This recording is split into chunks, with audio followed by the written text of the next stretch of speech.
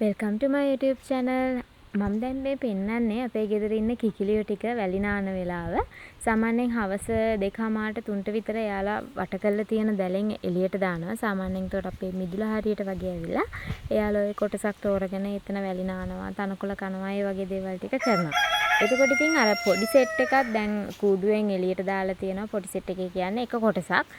මාස 2ක් විතර මාස 2කට වැඩි 3ක් උනේ නැහැ හැබැයි. එතකොට එයාලා ටිකත් එළියට දැම්මා.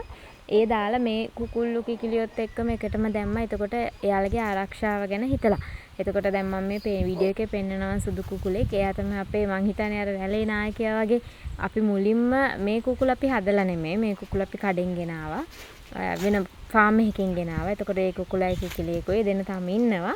එතකොට මුලින්ම ගෙනාවු මෙයා ගොඩාක් අනිත් අය ගැන හිතනවා, අනිත් අය බලා ගන්නවා. එතකොට මේ පොඩි පැටවු ටික එළියට දාලා තියදී උකුස්සෙක් එහෙම යද්දී, කබරෙක් එහෙම එද්දී මෙයා ගොඩක් කෑ ගහනවා. එතකොට අපිට බලන්න පුළුවන් නේ. ආන් ඒ විදිහට තමයි මෙයා මේ පැටවු ටික බලාගන්නේ. එතකොට කිකිලියොත් සාමාන්‍යයෙන් අර කෑම කද්දි නම් කොටනවා. ඒ වුණාට මේ කුකුල එහෙම කොටන්නෙත් නැහැ. එතකොට පොඩ්ඩක් ඉතින් පැටවු ටික එළියට දාද්දී එයාලගේ අර ආරක්ෂාව ගැන බලන්න ඕන.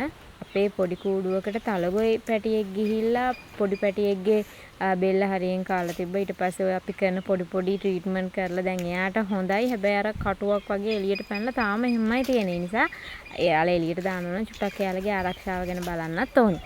එතකොට ගම් කුකුල්ලු නිසා අපි කූඩුවක් ඇතුළෙම හිර කරලා හදන්න නැතුව චුට්ටක් එළිය ඇවිදලා ඔයාලගේ ඉඩ ප්‍රමාණය අනුව කන්න දෙන්න පුළුවන් නම් එහෙම හොඳයි. එතකොට මේ ඉන්නේ පොඩි සෙට් එක. ඔය කියන්නේ කැලෑවේ දේවල් මිදුල වටේ හිම ඇවිදිනවා. ඇත්තටම මෙච්චර කොස්කොළ වැටලා තියෙන අපේ ගෙදර කොස් ගස් 3-4ක් තියෙනවා. උදේට අපි ගෑවත් හවස් වෙද්දිත් මේ වගේම කොස්කොළ ගොඩක් වැටෙනවා ඉතින්. ඔන්නෝම තමයි අද කුකුල් පැටවුන්ගේ විස්තරේ.